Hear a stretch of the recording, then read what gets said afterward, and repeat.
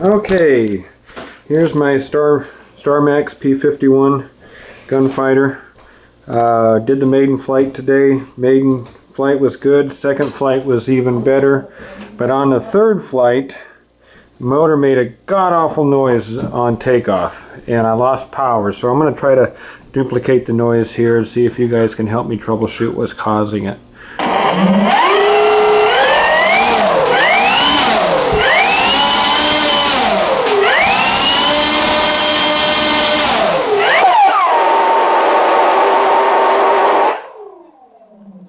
That's the noise.